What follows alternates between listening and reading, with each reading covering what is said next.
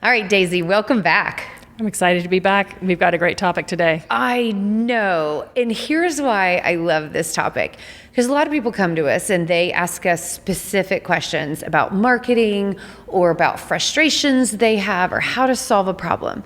But behind all of those questions, or maybe behind 75% of those questions, is today's topic, which is, why isn't my revenue growing faster? Right. And it's absolutely a normal question to have. Why can't I make more money? I'm working so dang hard. Yes. And especially when people really have built a company and a product and a service where they go, gosh, I know we can help people. Because that's the one thing marketing can't do. We can't make you awesome. Like, you need to be awesome, and then marketing can work. Right. So especially when somebody's awesome, it is a really fair question to be like, why is this not working and helping me achieve my goals? It is. And one of the things I love about Marketing Blender is that we choose to work with worthy companies. We don't just take on any clients. We're looking for organizations that are treating their customers well, that have a superior product or service, that have values that they bring to the business world. So yes, we believe that you should be making more revenue. Yes, exactly. And that the world needs you and needs you to be bigger and louder and to have more substance and resilience as soon as possible. So here, where does your brain go first? I'm gonna tee this up for you. Like, what's the first thing that comes to mind when people say, what are you looking for when people are like, why am I not growing faster? If they're coming to me with that question, my answer is going to be, you're probably not spending enough on marketing. And I don't say that to be flippant. It's literally shocking how often I'll talk to an organization that has 10, 12, 20 salespeople and they have one marketer. Yes. And they think that that's an appropriate balance of effort in terms of trying to create current and future pipeline. And that's just not how it works. Yes, marketing is designed to be scalable, but if you're looking at your actual marketing spend, most companies have no idea even what the benchmarks are. They scrape together the loose change from the couch, and that's their budget. Okay, so I want to jump into that specifically. Like, you mentioned benchmarks. Let's go ahead and talk about them. So these numbers are a little dated because 2020, we saw a major increase in spend in marketing, and that continues till today. But so I'm going to give kind of some benchmarks. First and foremost, 5% marketing spend of your total revenue is just to maintain your current revenue. That means no growth, 5%. And then in regards to other benchmarks, what we see is on the super low end for growth budgets, they need to be 7%. But really, since the pandemic, we've seen 10 to 12% of your total revenue needs to be invested in marketing. And if you're in tech or some other highly competitive field, it's probably higher than that. And I think these numbers will probably shock people. The good news is if you've spent nothing, you can move your way into those numbers. It's not cannonballing into the deep end. You can find ROI a little in a safer, more pragmatic way if you haven't been anywhere close to those percentages. However, I mean, 0 times 100 is still 0. Doesn't matter. You can't get ROI off of 0. So, I mean, I think you are so spot on that underinvestment. People are they really believe if they build it, they will come. And we don't live in a world where people are looking for what you built. We now live in a disruption world. And so you've got to go tell people you have something worthy. Yes, you do. And to your point, no, you shouldn't go 0 to 100 with your marketing all at once. That's not going to solve your revenue problem because you haven't figured out the things that are going to work for your marketing strategy yet. So it's about, you do need to start now and not next year or the year after that or the year after that. You're just falling further and further behind. But you do need to start with a reasonable set of tactics that you can test and iterate on. And as you find the ones that work best for your organization, you need to be committed to ramping up spend, and that it should be your goal to be around the industry standard. It's not the goal to spend as little money on marketing as possible. No. It's your goal to grow revenue. Yes. So those two things, they don't necessarily go together. And another thing to keep in mind is that if you are bootstrapping, if you're funding everything for your business yourself, you do have to temporarily be willing to sacrifice some profit in order to put that money back into your business to grow marketing. Oh, that's such a good one. And you and I are going to do, we already have it on the books to do an ROI conversation, because that is really important. It's just being aware of your financials and understanding how to invest appropriately and not unravel the work that you're doing, because you are communicating two goals that might actually be at odds with one another, like aggressive revenue growth, which eats cash, and growing profit, which is a very different strategy. Marketing can impact, it should impact both, but not necessarily at the same time. And there just needs to be strategic conversations around that. So I love it. I love it. This ad is brought to you by the Marketing Blender Lab. Marketing is hard for everyone, but small businesses are stuck with small budgets, not enough time, and too many options. SEO, social, paid ads, email marketing, live events. How do you choose where to focus? These are the top challenges I hear from entrepreneurs. You keep getting generic marketing advice that doesn't apply to your business. You've watched tutorials and tried a bunch of tactics that didn't work. You still don't have clarity on what you should focus on to get results. You don't have enough time to get marketing done, and maybe you've worked with freelancers or agencies that have let you down. You can get expert advice and start making real progress. The Marketing Blender Lab gives you an affordable way to work with an experienced chief marketing officer and finally get a handle on your marketing. We help you figure out how to reach your target audience and get more customers, what to focus on so you stop wasting time and money, and how to delegate effectively so you don't have to do it all yourself. Join me in the lab and let's figure out how to grow your revenue faster. Another one that leads me to is a little bit the opposite, same kind of thinking. So maybe they are spending money, but there's no strategy behind what are they spending on, why are they spending it, and why will it work? So no marketing strategy is one I see where it's just, oh, our competitor's doing this, or I heard about this cool thing, or TikTok has the largest growing number of people, blah, blah, blah, but no decision-making criteria under, is that going to actually drive revenue for us? That actually brings up a good point about where are your marketing efforts going. So I do meet companies that are spending, well, we've always spent this, so we've always done this, we've always done that, or we should be spending on marketing, so we're just going to shotgun and do as many things as we can. Yeah. And they're not aiming at the problem to be solved. So understanding where in your marketing and sales funnel are things slowing down or stopping, or where have you underinvested? Those are the things you need to correct with your spending if you want to drive ROI. So if you have a problem that nobody knows who your business is, you need to be directing more of your marketing budget toward the top of the funnel. If you're driving leads, but they're not being turned from MQLs into SQLs or going from marketing into the sales funnel, that's the area where you need to fix it. And heaven forbid, if they're going into the sales funnel and they're not being closed, that is a very critical area to address. I hate seeing businesses saying, we just need to drive more leads, we need more leads, and they're not closing any of them, because that is a significant issue. And the further down your funnel they go and start dropping off, the bigger the impact on your revenue. Because if you can even go from closing, say, 20% of deals to 25%, that's a massive boost in your revenue. So don't look at marketing as we just need to do all of the things all the time. It's always about, if you want to drive revenue, fix the areas of your marketing that are impacting your ability to get revenue. Yes. I had written down a note about people not knowing what their real problem is. And I like the approach that you're taking better, because that's a little conceptual. But what you're saying, and how I'm going to reframe this, is that so frequently we hear people say, the reason I'm not growing faster is I don't have enough leads.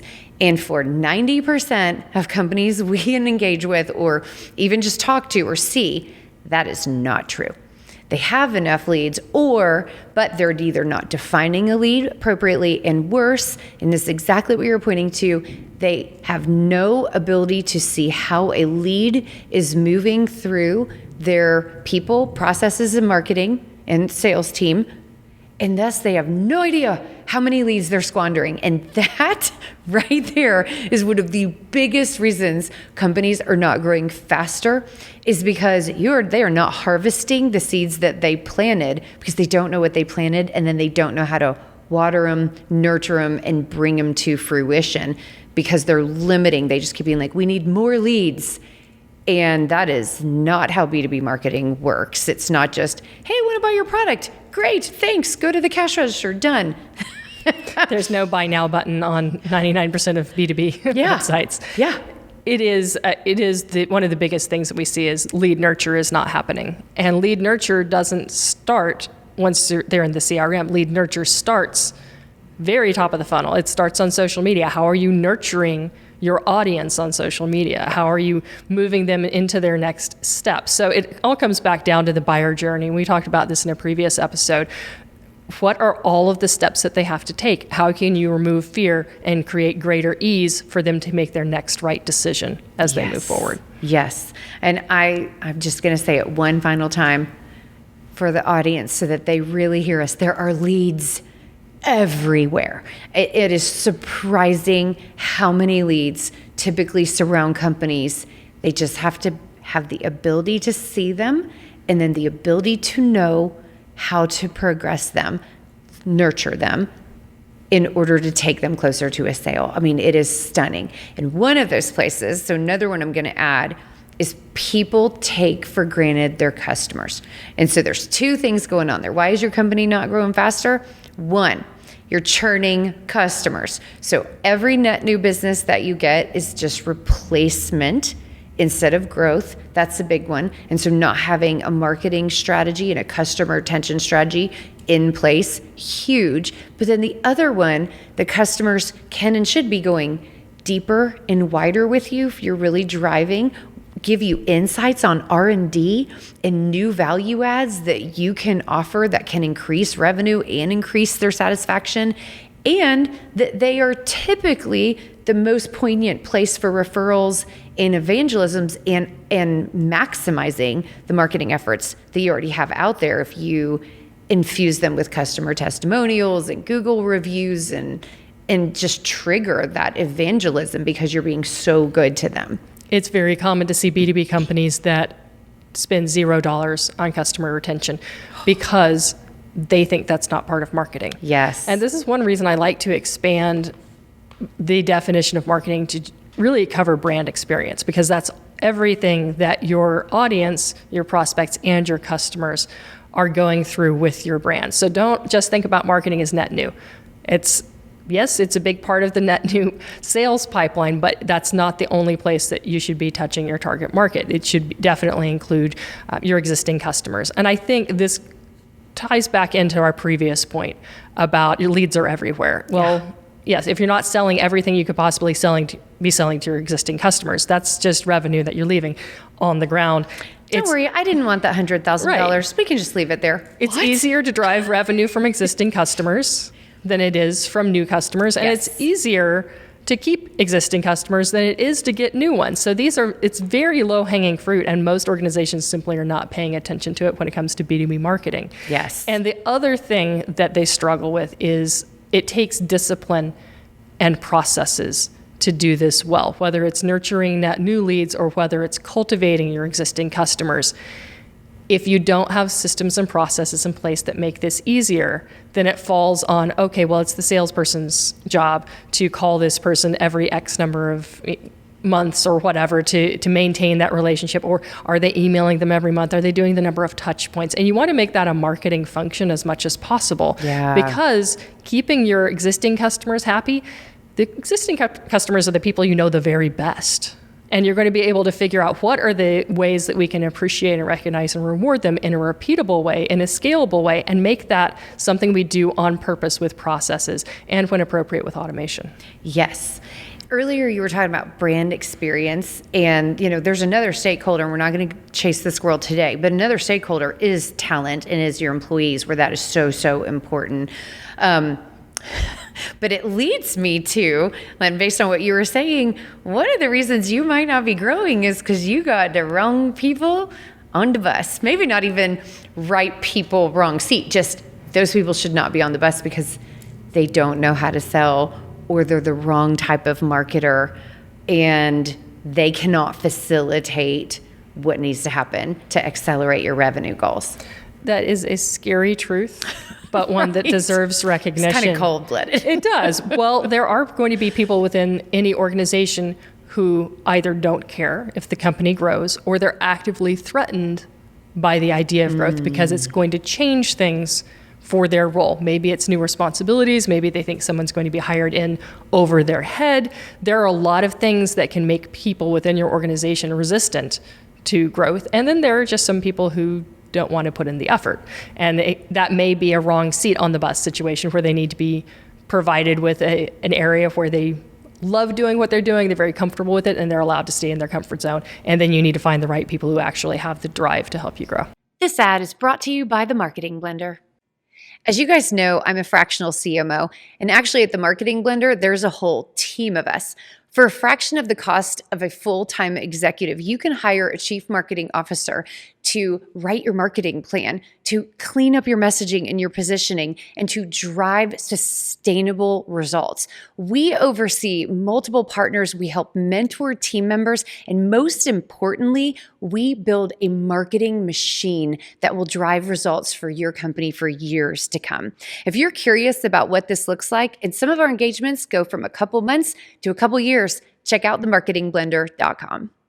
Yeah, and training, so many different things. Like, let's pretend they have the core skill set, but they haven't been trained in your type. We see so frequently people hire a salesperson in order to accelerate growth. And I haven't seen that work in years and years and years and years. I mean, unless you poached your competitor's best person and they are literally just knowledge transferring and portfolio or Rolodex transferring straight to you, that doesn't work anymore. That's not how the world works. It's not the relationship selling that it used to be. And so, there's always a ramp up. And so those systems and processes that you mentioned earlier have to set people up for success. And so you have to have those in place, but then that person has to be good. And speaking of marketing, so that, I'm putting a little bit of emphasis on sales because we see it so frequently. It takes a salesperson to close most of the deals that we support in B2B. But marketers, that does not mean one thing anymore. There is a huge, wide range of skills, experience, expertise, talents, and types of marketing. And there's no unicorn anymore. You're not going to find somebody that's amazing at strategy and messaging and digital marketing and website and graphic design and this and that. I mean, it's really the riches are in the niches when it comes to skill set too. And we see, and unfortunately for our clients, have to help clients navigate a lot of marketer churn at their companies. That's true. And sometimes it's about a lack of strategy. So you may have a brilliant executioner, as I like to call them, who's able to take whatever they're given and just run with it and really put in, roll up their sleeves, learn new things, get things done.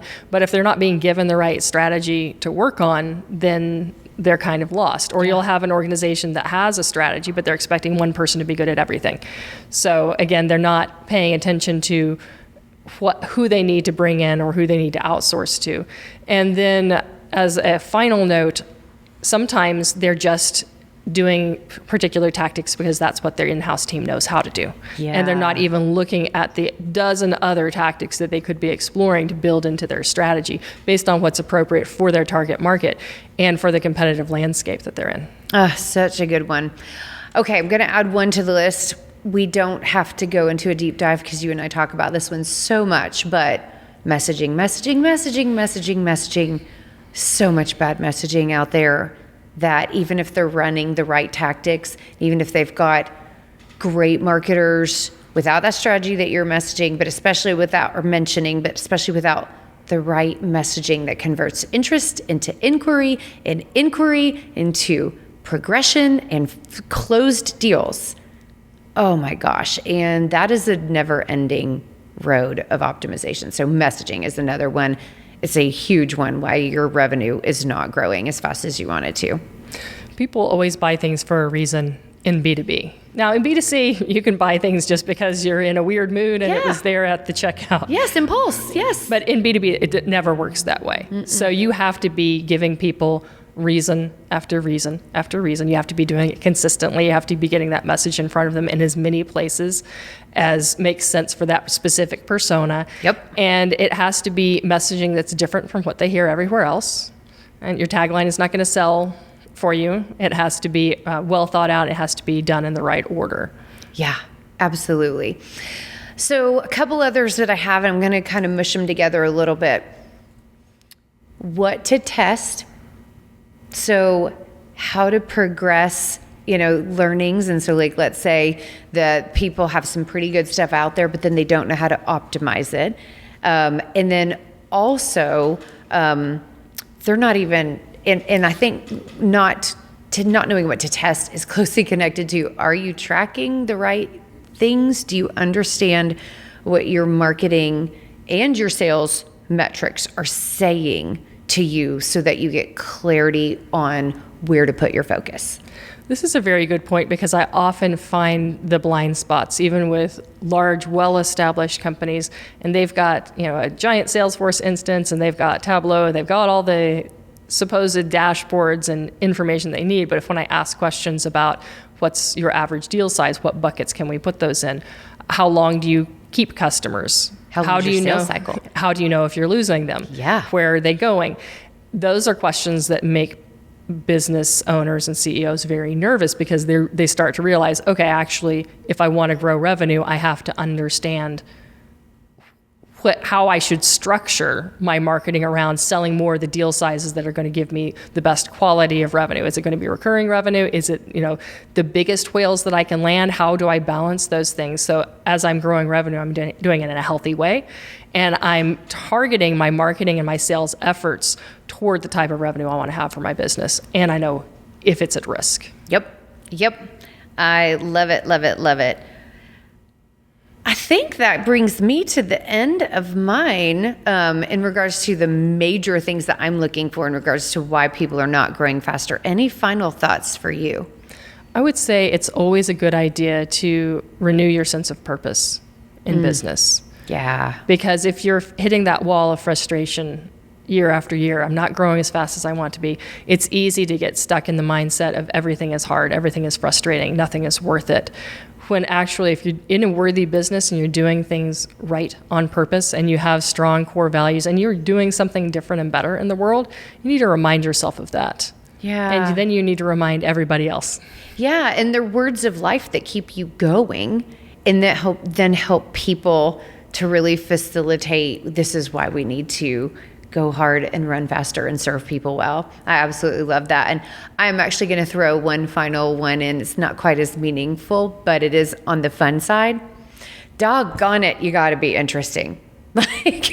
Especially the more competitive an environment you're in, your branding and your advertising and your culture needs to shine through where people are like, I love paying attention to that. That is fun. I like these people. Like, you need to let your humanity infuse your communications. Right. That's when they say, shut up and take my money. Yes. And that's what you want. Yes. Fast as possible. Exactly.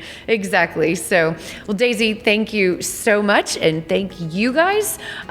We will have a few additional resources in the show notes. And if you like what you heard, hit that subscribe button and we'll see you on the next episode. Onward and upward. We hope you learned something today that will help you succeed with your marketing. And if you liked what you heard, definitely give us a thumbs up and a subscribe. Don't forget to check the show notes. We're sharing free tools and resources there. And you guys, we would love to hear your comments. So drop one in or send us an email and maybe we'll use your topic on a future show.